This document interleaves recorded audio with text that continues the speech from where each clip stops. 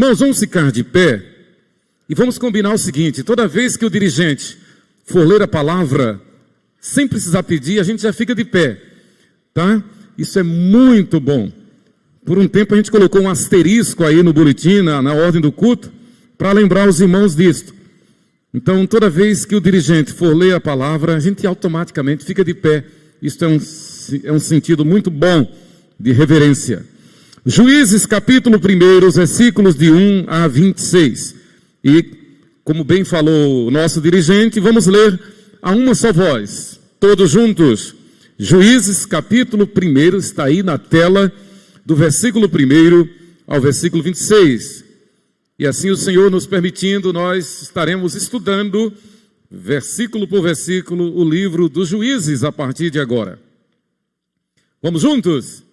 Depois da morte de Josué, os filhos de Israel consultaram o Senhor, dizendo: quem dentre nós primeiro subirá aos cananeus para pelejar contra eles? Respondeu o Senhor: Judá subirá. Eis que nas suas mãos entreguei a terra.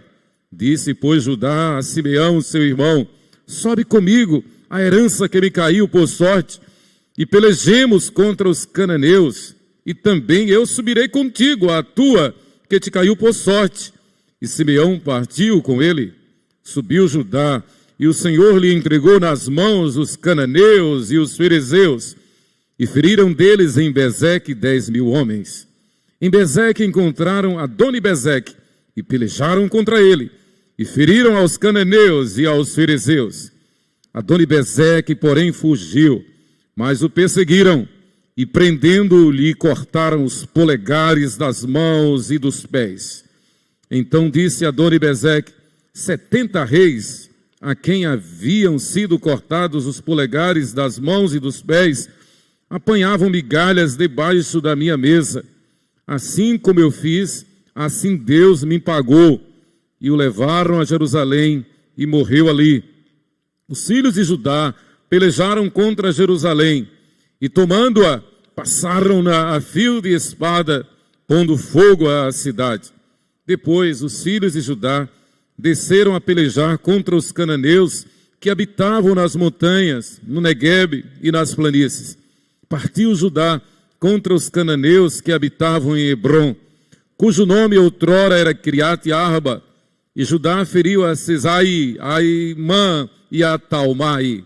Dali partiu contra os moradores de Debir, e era dantes o nome de Debir, Kiriat-Sefé. Disse Calebe: a quem derrotar Kiriat-Sefé e a tomar, darei minha filha Axa por mulher. Tomou-a, pois, Otniel, filho de Quenaz, o irmão de Calebe, mais novo do que ele, e Calebe lhe deu sua filha Axa por mulher. Esta, quando se foi a ele, insistiu com ele para que pedisse um campo ao pai dela, e ela apeou do jumento. Então Calebe lhe perguntou: que desejas? Respondeu ela: dá-me um presente, desce-me terra seca, dá-me também fontes de água. Então Calebe lhe deu as fontes superiores e as fontes inferiores. Os filhos de Queneu, sogro de Moisés, subiram com os filhos de Judá, da cidade das palmeiras, ao deserto de Judá, que está ao sul de Arad. Foram e habitaram com este povo. Foi-se, pois, Judá com Simeão, seu irmão, e feriram aos cananeus que habitavam em Zefade, e totalmente a destruíram. Por isso lhe chamaram Ormá. Tomou ainda Judá a Gaza, e a Ascalon, e a Ecrom, com os seus respectivos territórios. Esteve o Senhor com Judá, e este despovoou as montanhas, porém não expulsou os moradores do vale, porquanto tinham carros de ferro. E, como Moisés o disseram, deram Hebrom a Calebe, e este expulsou dali os 3 filhos de Enaque. Porém os filhos de Benjamim não expulsaram os jebuseus que habitavam em Jerusalém. Antes os jebuseus habitam com os filhos de Benjamim em Jerusalém até o dia de hoje. Subiu também a casa de José contra Betel, e o Senhor era com eles. A casa de José enviou homens a espiar Betel, cujo nome dantes era Luz. Vendo os espias um homem que saía da cidade, lhe disseram: mostra-nos a entrada da cidade, e usaremos de misericórdia para contigo. mostrando-lhe a ele a entrada da cidade, feriram a cidade a fio de espada. Porém, a aquele homem e a toda a sua família deixaram ir. Então se foi ele à terra dos heteus, e edificou uma cidade, e lhe chamou Luz. Este é o seu nome até ao dia de hoje. Senhor, te louvamos pela tua palavra. A tua palavra é viva e eficaz.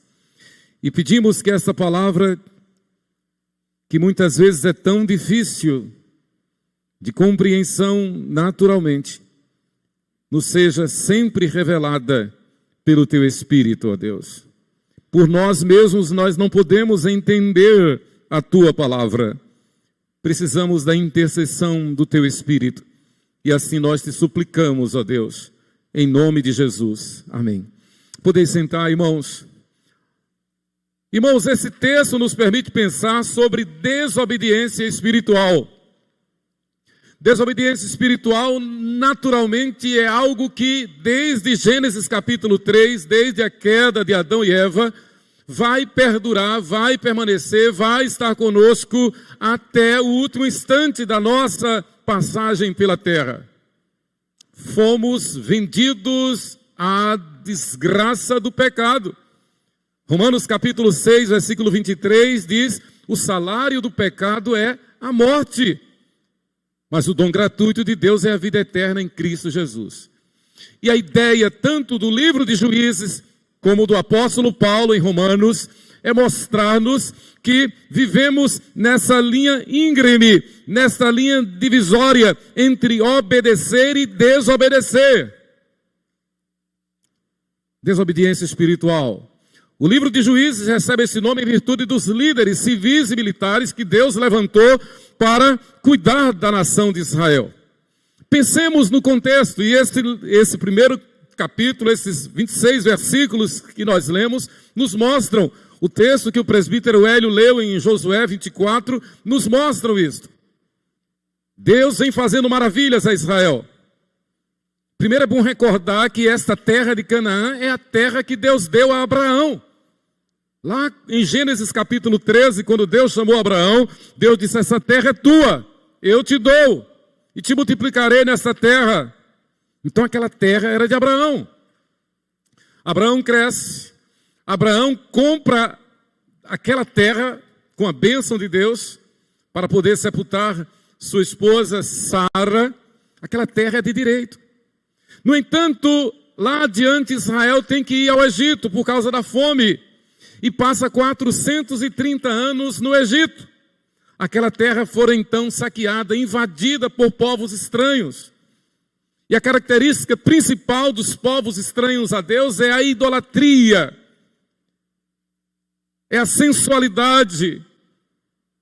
O principal ídolo dos povos, daqueles povos, era Baal. E havia um similar de Baal, do sexo feminino, Astarote. Eram deuses principalmente da sensualidade. Por causa desses deuses havia no culto daqueles povos os prostitutos e as prostitutas cultuais, que ainda hoje há em algumas culturas no Oriente. Aqueles povos adoravam a esses deuses através de cultos sensuais, porque eles criam que cultuando e cultivando a sensualidade, eles se tornavam prósperos.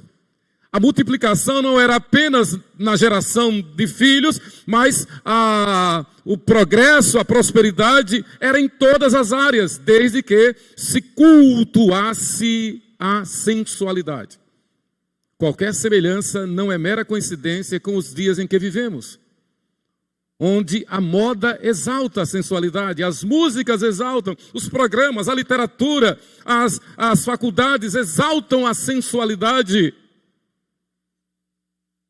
Então o grande problema era exatamente este: deixar Deus para servir a ídolos, e esses ídolos que evocavam, que apelavam, que levavam o povo a adorar a si próprio, aos seus corpos, em toda a sua luxúria, toda a sua sensualidade. Esse era o problema principal. É claro que a advertência de Deus é muito clara. Cuidado para que você não transgrida, cuidado para que você não perca a bênção. Então, recordando um instante, depois de 430 anos, Deus liberta com todos aqueles prodígios, as 10 pragas, a travessia do Mar Vermelho, os 40 anos no deserto, onde a Bíblia diz que a roupa não estragou, as sandálias não estragaram. A gente compra uma sandália hoje, daqui a 1 mês, 2 meses, já estragou, e a gente paga caro por isso. Eu digo a Sheila que parece que os sapatos hoje são feitos de papelão. Mas aquele povo andou pelo deserto abrasador 40 anos, as vestes não estragaram, as sandálias não estragaram, o sol não desgastou, porque de dia o Senhor mandava uma nuvem, de onde caía uma neblina, como um verdadeiro ar-condicionado. O povo passou 40 anos naquele deserto, num clima de ar-condicionado. À noite, que é muito fria no deserto, Deus mandava uma coluna de fogo para aquecer. Quando faltava água, quando faltou água no deserto, Deus mandou que da rocha saísse água. E o povo viu tudo aquilo. Quando faltou comida, Deus mandou o maná do céu. Deus conduziu aquele povo, e apesar de Deus conduzindo aquele povo foi rebelde contra Deus.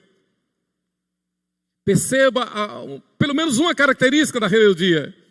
Aquele povo não se deixou circuncidar no deserto. Não se deixar circuncidar era querer ser da igreja e não ter compromisso com a igreja. Querer ser da igreja, mas não fazer a profissão de fé. Tanto que um dos primeiros atos de Josué, logo após a travessia do Rio Jordão, foi levar o povo a Gilgal para ali circuncidar e celebrar a Páscoa. Pela rebeldia daquele povo, a despeito de ver as maravilhas de Deus, era um povo que não queria compromisso com Deus, queria um culto que lhe agradasse. Era um povo que não queria compromisso com santidade, mas queria viver conforme os seus desejos. E aqui eu faço um parênteses. Vivemos hoje dias em que há igrejas para todo gosto. Há igrejas para todos os desejos. E há pessoas que quando não concordam com a pregação, por exemplo, com um culto, por exemplo, vão procurar uma igreja que lhe agradem. Vão procurar um meio, uma igreja que lhe agrade, que lhe enalteça. Isso pode ser rebeldia contra Deus. Isso pode ser desobediência à palavra de Deus. Não, eu não aceito isso, eu vou procurar uma que me agrade. E a igreja é de todos os gostos. A gente tem que ficar muito atento ao temor do Senhor. Então foram anos de proteção de Deus, de cuidado de Deus. É verdade que muitos foram rejeitados, mas aqui eu faço um parênteses. Isso não tem nada a ver com a perseverança dos santos. Porque embora muitos tenham sido rejeitados, houve homens como Josué e Calebe. Houve homens como os da tribo de Judá e Simeão, que logo após a travessia fizeram seu dever de casa. Foram fiéis ao Senhor. Houve homens como a geração subsequente à de Josué. O texto diz que a geração imediatamente que deu seguimento a Josué foi uma geração fiel, mas a geração seguinte se rebelou, se tornou infiel. É uma característica, é uma tendência, né? Quando há uma liderança forte, quando há um testemunho forte, vida de oração, vida de santidade, exortação a missões, exortação à consagração, à santificação, a tendência é o povo buscar mais ao Senhor. Mas a despeito de a maioria haver se rebelado, havia, como há e haverá sempre até Jesus voltar, aqueles que estão sob a perseverança dos santos. Ainda que alguns transgridam, ainda que alguns desobedeçam, o remanescente são aqueles que estão firmados na perseverança dos santos. Muitos foram rejeitados, aqueles não estavam sob a bênção da perseverança dos santos. A perseverança dos santos significa que Quem é de Deus não se afasta de Deus. Quem é de Deus obedece a Deus. Quem é de Deus teme ao Senhor, não por medo, mas por reverência, por senso de santidade, de serviço, de compromisso. Anda com Deus, como Josué disse a Israel ao se despedir: escolham a quem vocês vão servir, porque eu e a minha casa serviremos ao Senhor. E nós servimos ao Senhor porque Ele é fiel. Nenhuma promessa falhou de todas as boas palavras que o Senhor falara à casa de Israel. Portanto, temamos ao Senhor. Não nos separemos do Senhor. Ele é o nosso sol e escudo. Ele dá graça e glória. Vivamos não para agradar-nos a nós. Vivamos não para nos satisfazer. Vivamos não para servir ao mundo. Vivamos não para nos contaminar com o mundo. Mas vivamos, como diz o apóstolo Paulo, transformando esse mundo pela renovação da nossa mente. Este mundo não nos pertence. Este mundo não pode nos empolgar. Nós devemos reconhecer que para este mundo nós somos loucos. Paulo, apóstolo, diz isto. Somos alienados. Realmente nós não pertencemos a este mundo. Este mundo jaz no maligno.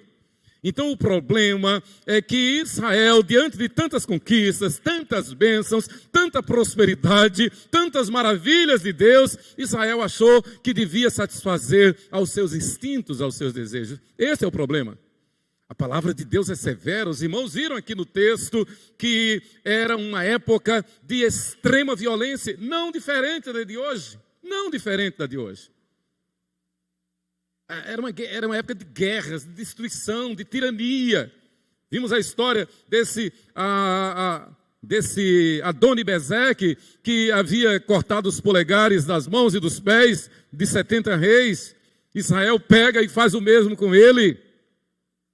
E a ordem de Deus era despovoar Canaã de todos aqueles povos anti-Deus. De todos aqueles povos pagãos, limpar a terra. Veja o que Deus dissera através de Moisés. Está em Números capítulo 33, versículos 55 e 50, versículos 50 a 53. Números 33, do 50 ao 53. Veja que palavra. Disse o Senhor a Moisés: nas campinas de Moabe, junto ao Jordão, na altura de Jericó, fala aos filhos de Israel e dize-lhes: quando houverdes passado o Jordão para a terra de Canaã, desapossareis de diante de vós todos os moradores da terra, destruireis todas as pedras com figura, e também todas as suas imagens fundidas, e deitareis abaixo todos os seus ídolos. Tomareis a terra em possessão, e nela habitareis, porque esta terra eu vos-la dei para possuirdes. Palavra de Deus. Deus está dizendo: não se mancomunam com este século. Não se corrompam com este século. Não concordem absolutamente com este século. Nós não somos deste mundo. Como disse o reverendo Dr. John Stott, nós vivemos uma contracultura. Nós vivemos na contramão da sociedade, da história. E não se preocupem com isso. A minha graça te basta. Na verdade, Deus chamou um povo para viver somente pela graça dele, não para viver conforme os nossos conceitos e preconceitos, não para viver conforme religião. Deus nos chamou a estarmos vivendo somente pela graça, descansando nele, confiando nele, crendo que Ele é poderoso para fazer infinitamente mais do que tudo quanto pedimos ou pensamos, e de forma alguma, nos deixando contaminar pela moda, nos deixamos contaminar pela cultura, nos deixando contaminar pelo achismo, nos deixando contaminar pelas ideologias, nos deixando contaminar pelo espírito de religiosidade, que é o velho e mesmo farisaísmo. Mais do que na época do Senhor Jesus, que combateu veementemente os fariseus, vivemos diante de fariseus. Aparência de piedade, mas negando o poder. Cara de piedade, mas negando o poder. Elogiando-se por ser cristão elogiando-se por amar a Cristo, mas as suas obras denunciam que não pertencem ao Senhor Jesus.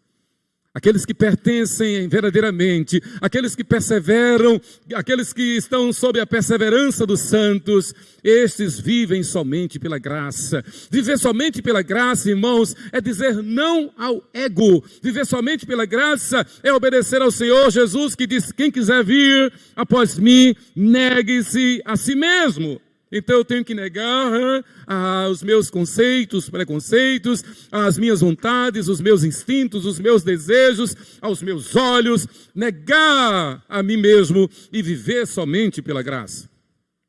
Então a palavra de Deus a Moisés para Israel é que quando chegasse em Canaã, desalojasse, expulsasse aqueles povos, para que então o povo de Deus tomasse. E Deus diz: não se preocupem com quantidade, não se preocupem com o número. Eu vou mostrar, por exemplo, num exército de 33 mil homens contra milhões de cananeus, porque as nações cananeias eram em milhões. Israel então estava com Gideão, com um exército de 33 mil homens. Parecia grande coisa. Então Deus disse: é muita gente, vamos fazer um teste.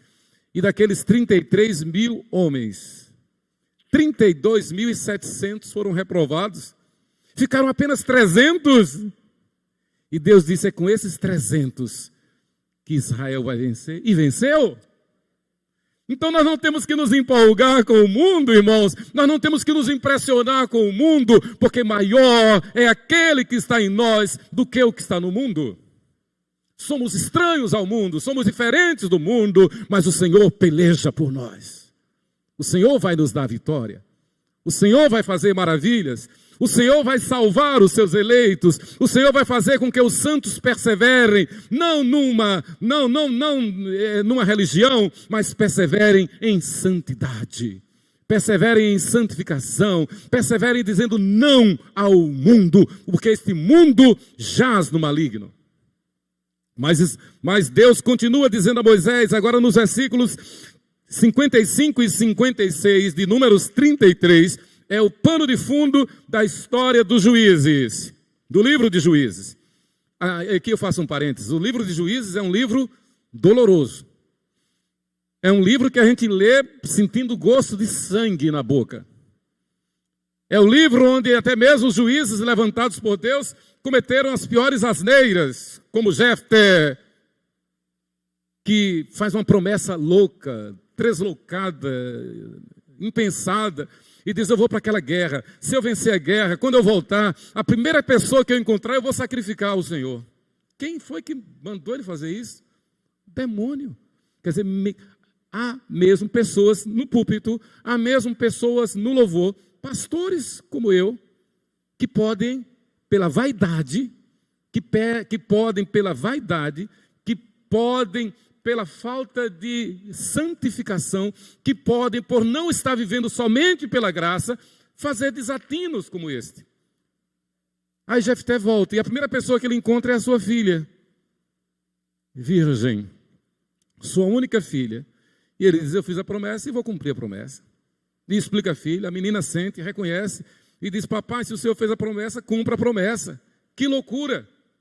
Há casos como da concubina daquele levita que é estuprada pelos homens da cidade. Que loucura!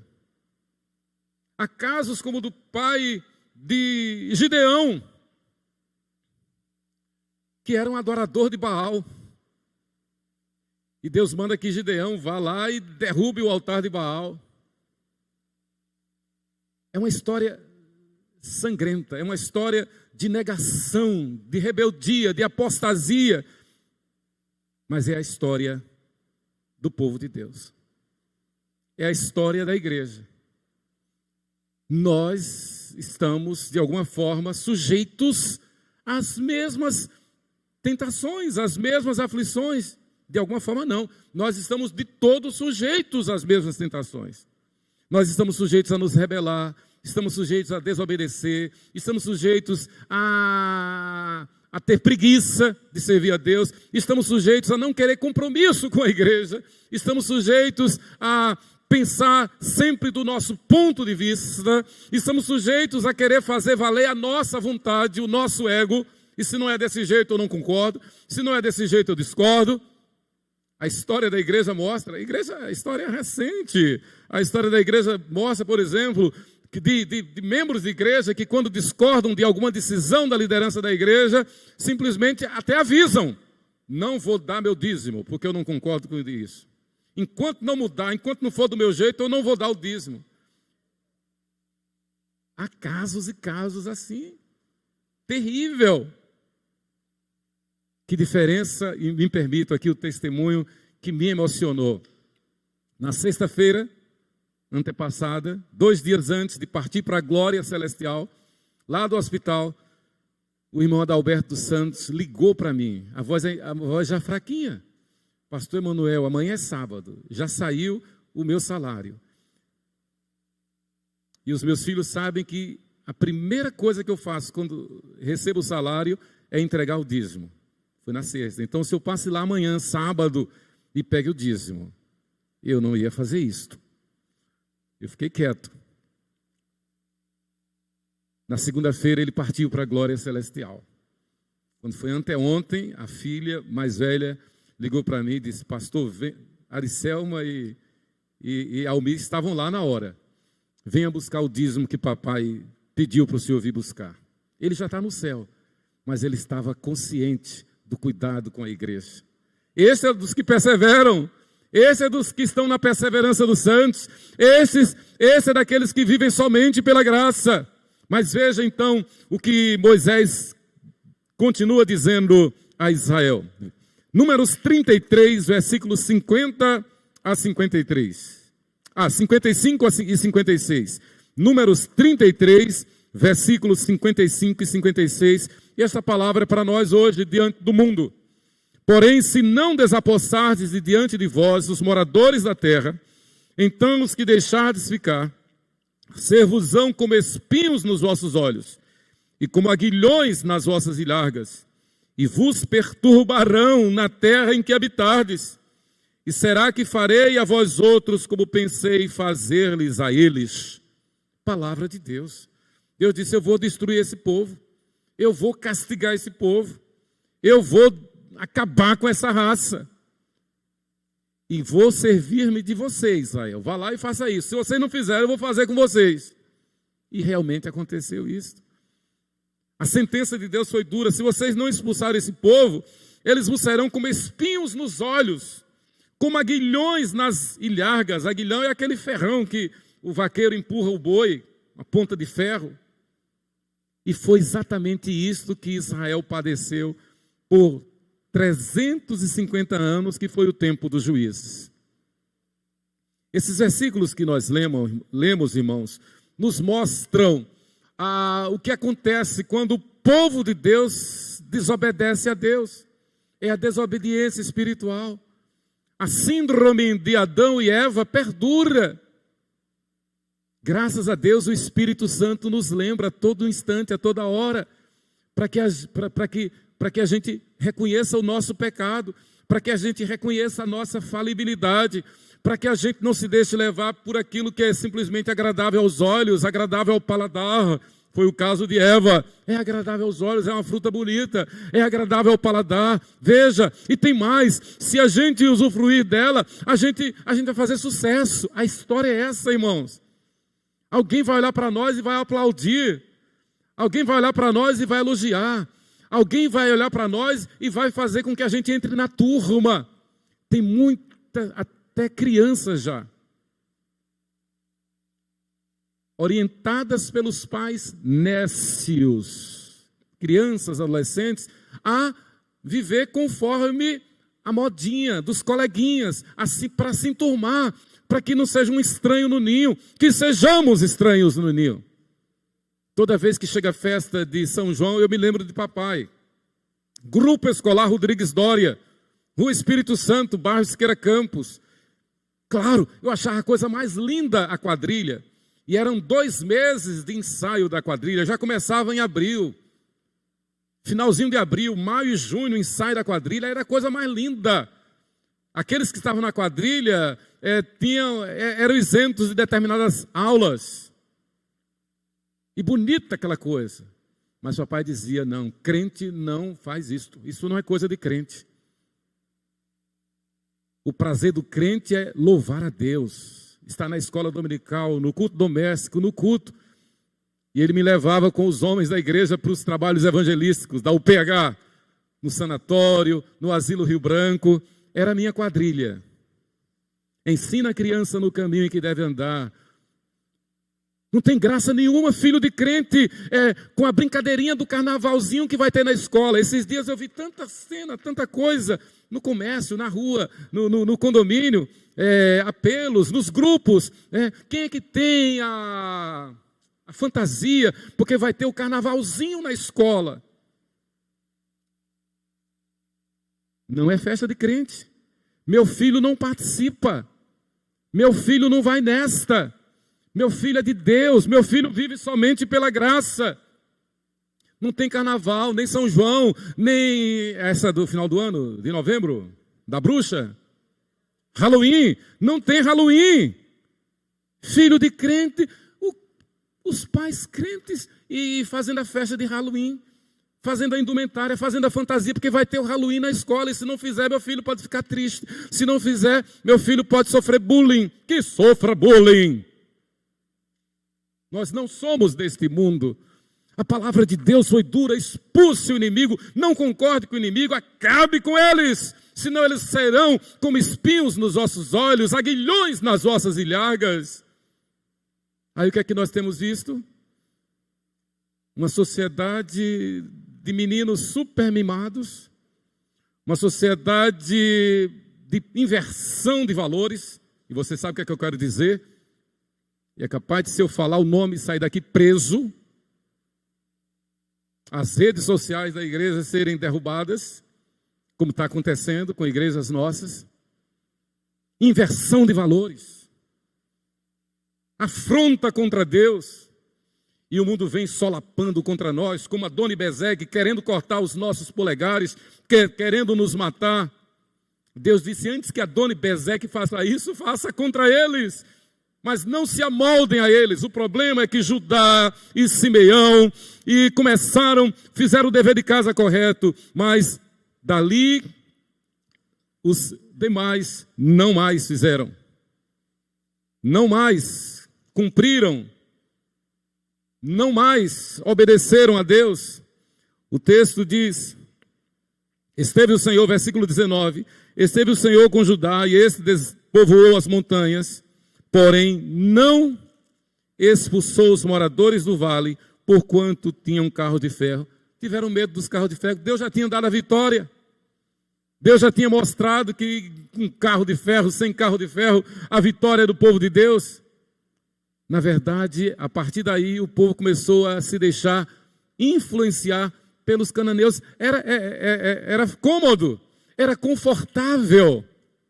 E o pior, se juntaram conjugalmente, se casaram, os filhos de Israel casaram com os filhos dos cananeus, abominação contra Deus. Deus havia dito, não façam isso.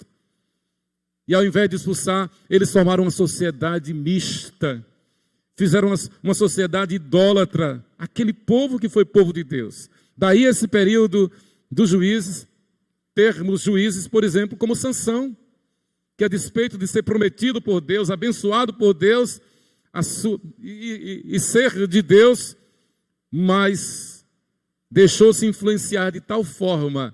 Sansão foi como um menino mal criado, um menino mimado. Ele olhava para a mulher e dizia, eu quero aquela, e pronto, ia lá e pegava. E terminou pegando Dalila, que o pegou pelos cabelos. Israel deixou de obedecer a Deus. E por isso Israel perdeu a bênção de Deus. É claro que sempre houve um remanescente. É claro que sempre houve um fiel, como Gideão, como Débora, como o próprio Sansão, que a despeito das fraquezas venceu. Mas no geral, Israel sofreu derrota após derrota por causa da desobediência espiritual. Irmãos, a palavra de ordem é: obedeçamos ao Senhor. Neguemos a nós mesmos. Tomemos a Bíblia como nossa única regra de fé e de prática. Há muita coisa que a gente não entende na Bíblia. Mas a Bíblia também diz que no temor do Senhor tem o homem forte amparo.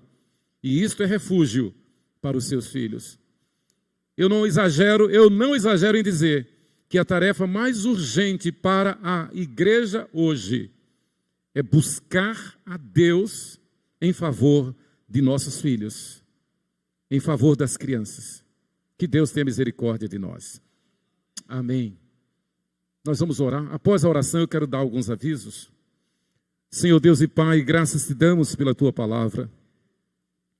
Essa palavra que nos exorta a obedecer 100% ao Senhor. Essa palavra que nos exorta a nos arrepender de nós mesmos, porque nós somos maus. Nós somos tendentes ao mal, ao pecado. Conquanto o Senhor é santo, santo, santo. Não nos deixe levar-nos por nós mesmos. Não nos deixe influenciar pelo mundo. Mas dê que nos apresentemos ao mundo como sacerdócio real, nação santa, povo de propriedade exclusiva do Senhor. Não permita, Senhor, que para agradar o mundo, desagrademos ao Senhor, deixando de educar os nossos filhos, Pai. Dê, Senhor, que os nossos filhos cresçam, que as criancinhas cresçam, aprendendo que não são deste mundo, que são santas e que devem viver somente pela graça do Senhor. Nós te pedimos, em nome de Jesus. Amém.